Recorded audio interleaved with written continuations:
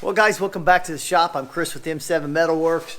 If you watched the first series on this, the first episode, we've dismantled this entire Idealarc 250, and now it's time to clean it up. So I think what I'm first going to do is I'm going to disconnect my power leads. I've got a ground here. I've got a black wire going to the base of this, and I think it looks yellow, but I think it's supposed to be white. But it's pretty dirty. So I'll disconnect the power leads, and that way I can pull the cord out of here. And then what I'm going to do is I've got the tractor here and the forks put on it, and we're going to just lift it up out of the shop, and we're going to go and clean it. We're going to put it on we're going to hang it from the forks, and then what we'll do is we'll spray it down with some cleaner, and then I'll power wash it. I know that's going to freak some people out. I've done three, or well, I guess I shouldn't say three. I've done two others. This is number 3, and I've done the same thing with those. I've cleaned them up the same way. And it's just going to allow me to be able to get some of the stuff that I just can't get very well. And I know I could probably leave well enough alone on a lot of that, but it's not really in me to do that. I want to clean it up really good. So I want to get this grit and grime off of here, and I'm going to get all the crud out of here. You know, it had a mouse condominium in here that was ridiculous.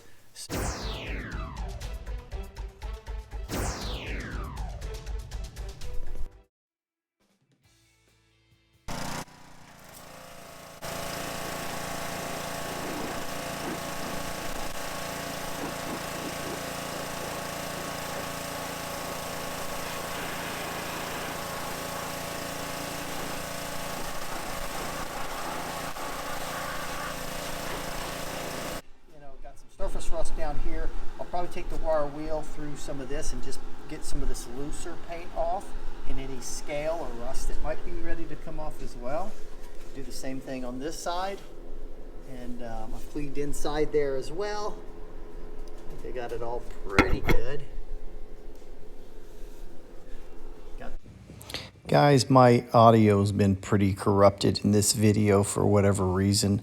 So I'm going to do a lot of voiceover. So here I'm just showing you the panel and how it's got a lot of surface rust on the base of it. That's where that mouse urine would sit and cause a lot of issues. So I've sanded the panels, all of them, and I'm going to hit the wire wheel on these bottom pieces and just really get that scale off of there. And that's really all I'm explaining here. Just taking off some loose rust here and, trying to get some of that surface rust off of there. These wire wheels, the stiff twisted wire wheels, do an excellent job of this kind of work. They make short work of it. Here I'm using the exact same thing, only it's in a cup. It's a cup wheel on my angle grinder. Just getting all that loose rust off of there so that I can get a good bite with my primer and not have that rust continue. This is the red oxide primer that I'm going to use on the base, just on the inside base of this welder. I end up using an aerospace primer on the rest of the panels, but this stuff is really, really good at neutralizing the rust, and so I just use a brush here to brush it on, and it does a really great job.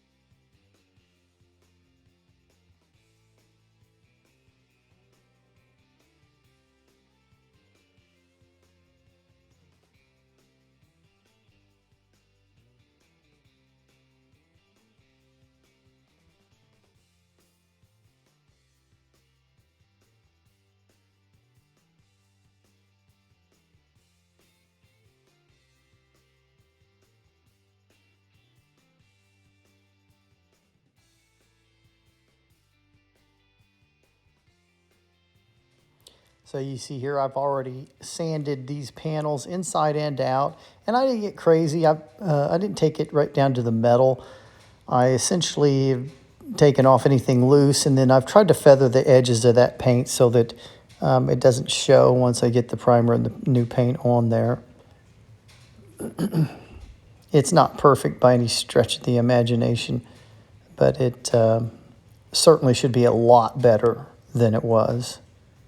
And we've addressed the rust issues. Got a little bit of fin there that's crooked, but not much I can do here. Just the underside of the welder, very important, I think, to get that really good, because that's going to sit on shop floor somewhere, and we need to not let it rust. And this is that aerospace primer. This is a PPG product. It's used by Boeing. It has an expiration date of like, I think, 9 months, and then it expires, and I get it cheap because of that. But it's excellent primer. It really has some nice corrosion inhibitors, and just bites into the metal really tough.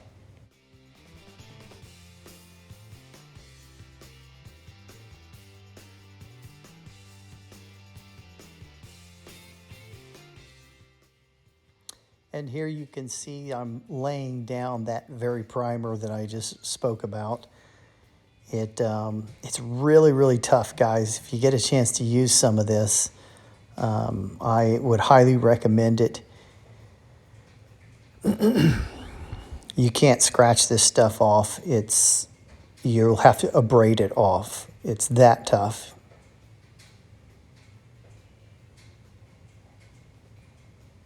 Looking good on the panels so far. I'm pretty pleased with the way it's laying down.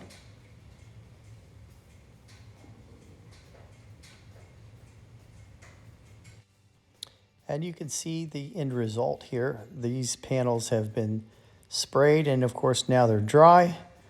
And it leaves a nice, soft, pale yellow look to the panels. And that it's a water-based primer. It's an epoxy primer, water-based, and it actually bonds. So you'll see that sometimes there'll be some pigment changes. You'll see some of the pigment of the paint underneath kind of come through, and it's where it actually chemically bonds to it. Right here I'm spraying that paint now. So this is the Martin Senior paint. It is a co-op red officially, but I did add some black paint to it just to try to darken it up a little bit and get it a little closer to Lincoln red. It's still not perfect, but it's a lot better than it was. And so here I'm just putting on a very light coat, trying to just prevent fisheye. So a nice light coat, and then I'll put on 2 medium coats. I would have probably put on 3 coats total with 1 heavy coat in the end, just to really bring on the shine, but I was really low on this paint, so I had to settle with 1 light coat and 2 medium coats, which was plenty of coverage. It just didn't get maybe the shine that I would have liked.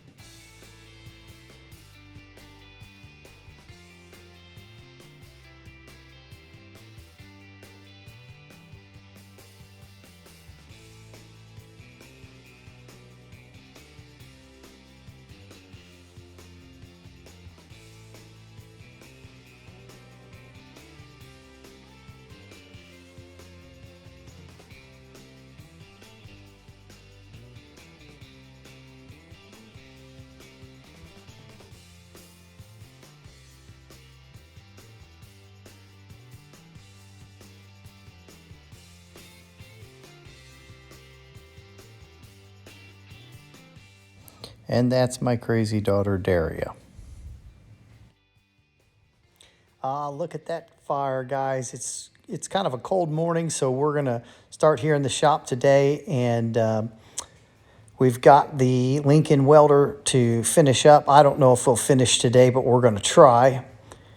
And so I'm going to show you here what we've got going as far as getting you caught up on everything that's been done. I'm doing a voiceover, so I know that the sound is not going to match what you're seeing on the screen here. You can see the panels just turned out absolutely gorgeous, even with not as much paint as I'd hoped. They still turned out fantastic. I mean, they're perfect.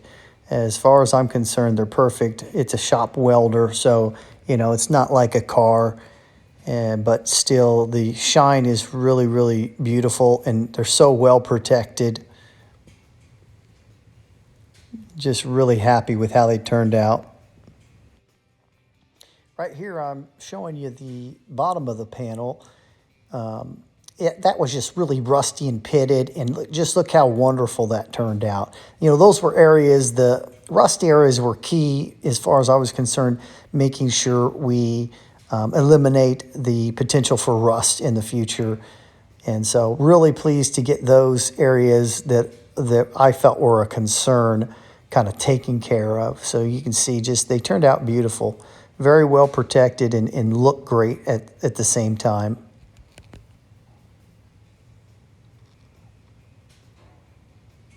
The shine of the panel is just great. And then the underside, I made sure I painted the underside of that as well for good protection from the shop floor and any moisture coming up from it. And then, of course, I've got that red oxide primer on the inside of that welder.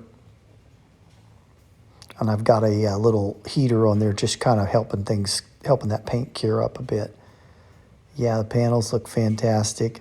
I've got more to do here. I've got these little badges, and I'm going to use some Fantastic, and I might even use some Purple Power here. I can't remember if I did or not, but got those cleaned up real well. You got to be careful with this stuff because you can scratch the paint on that. And then this is our amp dial, and it's pretty rusty, so I'll put that on the wire wheel here in a bit, and we'll get that cleaned up. I'm going to end up priming and painting it a silver color just to try to keep that galvanized look. I got this part here on eBay. It is a genuine Lincoln part, but my original amp pointer was not in good shape, and so I got this black one here. It's not milk color like the other, but it'll be just fine. There's the part number if you need that. Pause your video. But cheap, I think I paid less than $10 to have it bought and shipped to me. And then I've got these lugs where our leads go into. I'll wire wheel those. And this little rubber piece goes on the top. And I'll just clean that up as well.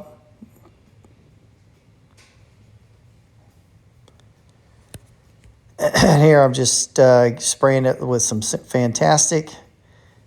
And I try to use the soft cloth, but it doesn't really, there's some stuff on those, on mine that really needed something just a bit more abrasive. But you got to be careful with the abrasive stuff because that paint, that black paint is really easy to take off. I made the mistake once and used acetone, and that was not good. Pulled that black paint right off, so don't ever do that. But with the just lightly using that Scotch-Brite, it's coming clean really well. And here I've gone ahead and wire wheeling that amp dial, and what I end up doing is priming and paint that. I think you'll get just a glimpse here, and that's it.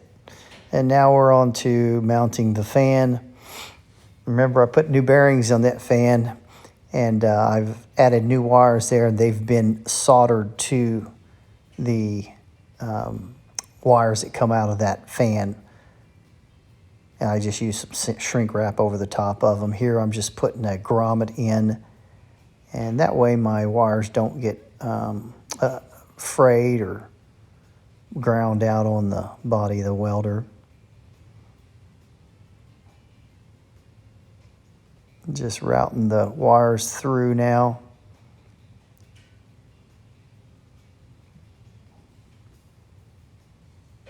And my fan goes in there real simple. There's a flat on the rod of that fan blade, or on that fan motor coming out, and it's got a set screw on that fan. You just set it right in there, simple as can be. And I'm just showing you here the wiring. I went ahead and got rid of that mess that was in there that the previous folks had put in, and I went ahead and used the factory wiring that comes out of the front of that welder, and that's supposed to go to the fan, and so that's what we end up using here. And I soldered the other terminals, but in this particular case I'm attaching the wires together using Wago fasteners. And the reason for that is I figure I'm only pulling 1.2 amps on that fan, so that Wago is never going to get hot. They don't have a lot of large surface area for point of contact, and so they can generate heat and melt. I've actually had them melt when used in houses. So I don't use them in houses anymore, but I do use them on this kind of stuff because it makes it real simple to disconnect it and remove that fan and service it in the future if you need to. So I'm just kind of showing that here a little bit. I'm not sure why I'm so far away. You guys can't really see the wiring too well here. Here's a little bit better view. So you can see where I've taken those wires and just looped them and attached them to the ones coming out the front. I've got two legs, 120 volt on each leg, so a total of 240. I've got a ground wire there. And I've zip tied a handful of those things so that we don't have a lot of movement. Here we're adding some tacky red grease, and that's been cleaned up so there's no old grease on there anymore. And it's now time to put the front panel in. Now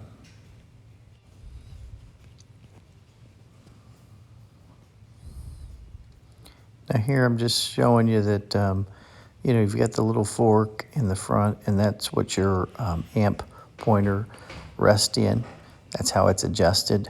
It's a bit tricky putting this panel on and the fork at the same time and getting your little pointer lined up. It's not difficult. It's just, you got to pay attention as you're doing it so that you have each of those things on the right pivoting point that they're supposed to be on. It's pretty self-explanatory, I think, when you're doing it. It's difficult to show because it's very tight, and it's difficult to explain unless you kind of see it. I've got everything lubed up and greased. I've got everything tightened up, so it's really just time to get that thing in there.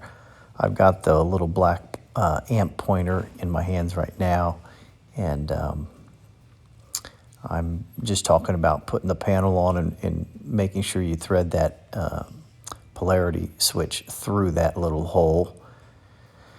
You got to maneuver it just right. This is just going to take a little bit of fiddling, guys, to get everything kind of in there. There's a spot up on top where I've got the pin that's in that panel, and it actually hooks through the top front of that. And then it actually has a spot where it kind of fits in on the base of it as well. So it's a little fiddly, but honestly, it's not very hard. You're going to see this is real time that I'm doing this in, and it's not particularly hard. I move the camera for a minute there just so that I can get where I need to go, but that's really about it. It's very simple to do.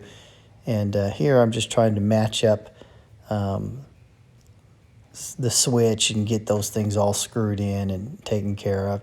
And now I'm going to go ahead and put in my amp dial pointer.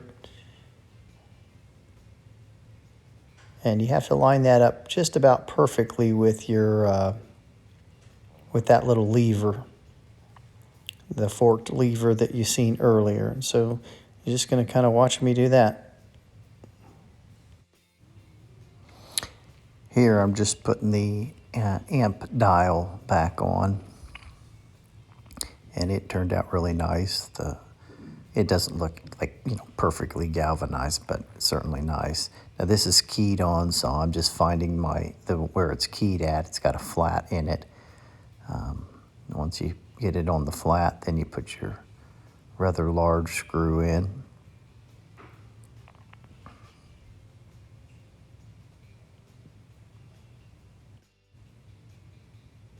And the dial looks like it's working really well. I've got the switch all wired up now. I've got both legs of the 120 volt, so it's 240 volt wired in. So I'm able to give it power now.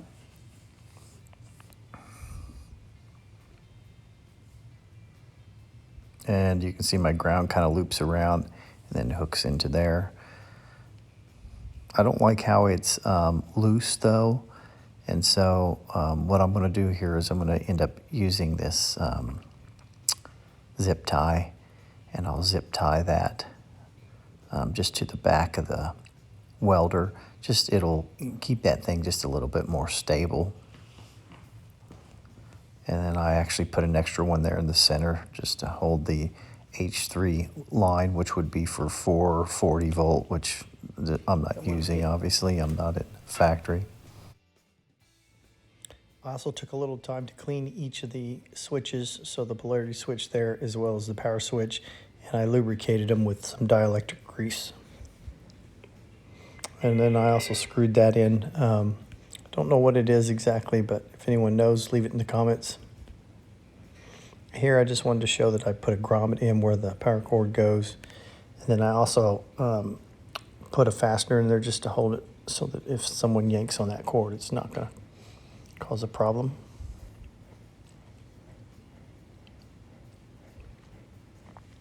And then here I'm just showing that I've wired the cord, put a 50 amp plug on that. This is pretty much the standard plug I use in the shop for 220.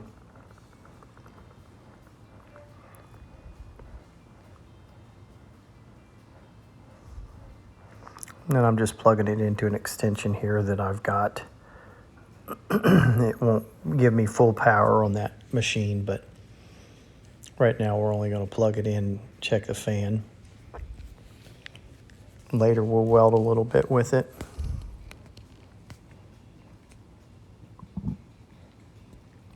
I'm expecting the fan to go counterclockwise if you're standing behind the fan, but sorry, I'm expecting it to go clockwise, but it goes counterclockwise, which ends up being the correct rotation anyway. It actually pulls air from the outside through a vent behind it on the back of that cabinet and blows it into the transformer.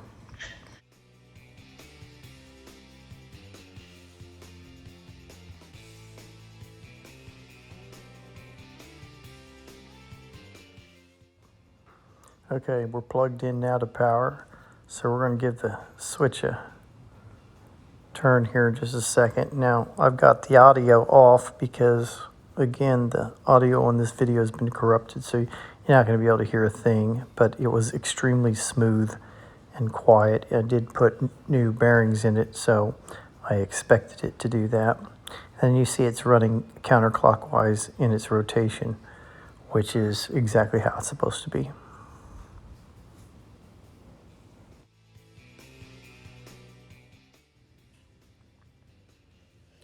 And everything checked out now, so we can go ahead and put the back panel on.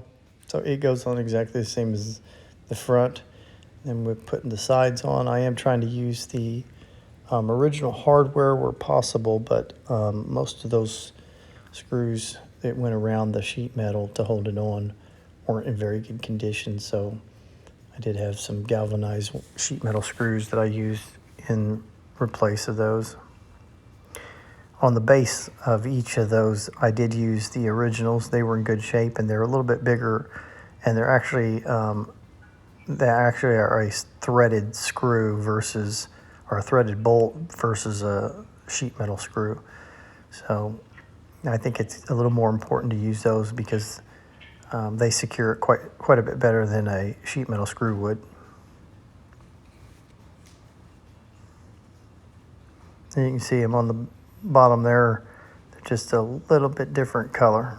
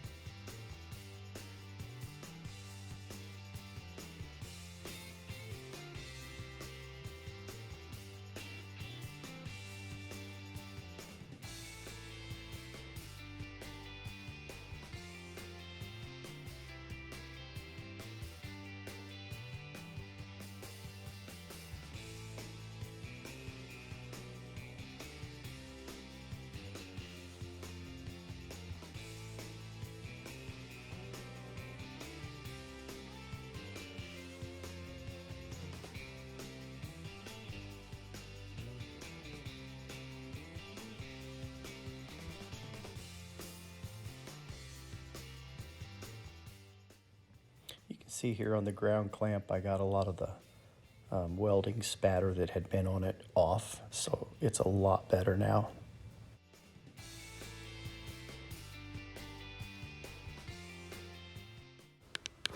Well, look at the end result here, guys. This thing is just absolutely beautiful. A prize for any shop. I've went ahead and laid the ground clamp and the stinger, draped them over the anvil just so they wouldn't be on the floor. But I've cleaned those cables and everything, and also cleaned these lugs just to make the contact a little bit better and not have that kind of green patina on them. And then I used a little bit of rubber wrap on the edge of the leads. Really pleased with the way the stinger came out. It was filthy, and it still is a bit dirty probably, but man, the inside of it is like new. I mean, it doesn't look like it's hardly got any wear at all inside there. So everything's in really good shape. But it's really time to test this thing out. So, and yeah, it may seem shocking to some of you that I haven't tested it yet, but no, I haven't. And again, my voice isn't going to match what you're seeing on the screen just because I'm doing a voiceover. Again, the audio was very corrupted in this video. So, but yeah, I have a lot of confidence in these Idealarcs. They're pretty rugged and durable, and so I believe the thing will have no issues at all. For one, we plugged it in and ran the fan a little bit, and no issues there. So I have no reservations about whether or not it'll work. And if it doesn't, I feel pretty confident that I could repair whatever wasn't working. So we're going to use a 3/32 rod here, 7018 rod. And I've got a really dirty piece of steel. It's not in good shape at all, but it's kind of what I use to practice on when I'm testing these old welders. And here I'm just flipping the machine on. You guys can't hear it, and I'm so sorry for that, but it just sounds wonderful, super smooth. And I've got this welder set at about 85 to 90 amps, and right now I've got it on AC. So we'll try out AC first.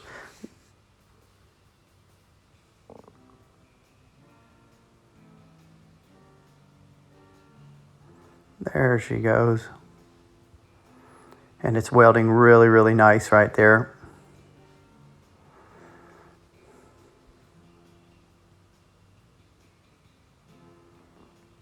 That's fantastic.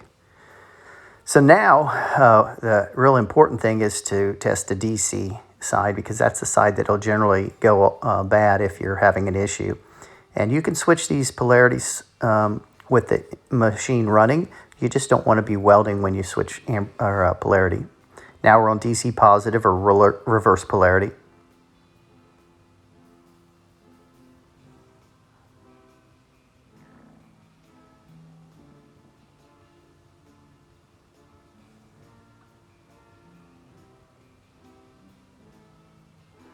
Again, welded absolutely fantastic. So I am super thrilled. So now what I'll do is I'll run a few beads on AC and DC with this 7018 3/32 rod, and I'll let you guys take a look at that, and you can kind of get a little bit of an idea of maybe how it welds. But yeah, I'm pretty happy. As you can see, everything's tested out wonderfully. The fan's working beautifully, and of course it's welding like it's supposed to, and it looks wonderful as well. So here you can see, I'm going to use the laser pointer. These off to the left are the initial burns that I did with the welder. Now that one there is with DC positive. And the second one there on the right is AC. And you can see that the beads just laid down really nice.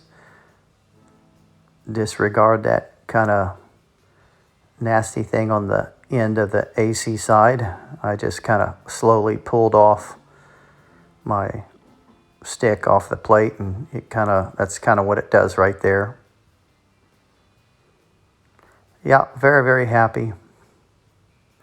And if you're going to have something wrong, again, like I said, the DC side is where you'll usually have an issue. It'll weld AC, but you can't get the DC to work. And so that's kind of what happens sometimes with these old welders, though I've not seen too many. So now what we'll do is I'm just going to let you guys kind of go around it, and we'll just kind of let you soak it up a little bit and kind of see all the work that's been done. Again, don't look for perfection, but it's pretty nice, guys.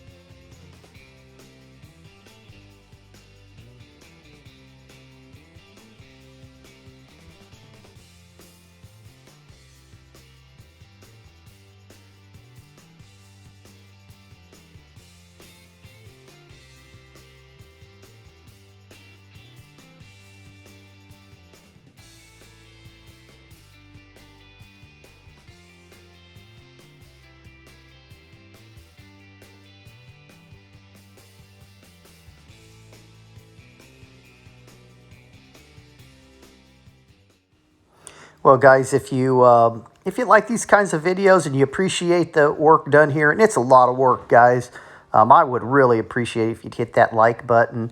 It apparently helps the channel a lot, and it helps it get to other people so they can view the videos. And honestly, it is a lot of work, and editing is my nemesis. And you know, you get videos like this where you have to edit it, 3 different times because of corrupted software. And it's just a lot of work. So it really is encouraging when I see that, a lot of people have watched it and enjoyed it. So there's my dog, Bucky. He's a good dog, a little schnoodle. And he's my shop pal. And I'm going to ask him to do a little spin for me. Come on, spin, buddy. There you go. That's a good boy. I'll get you a snack later.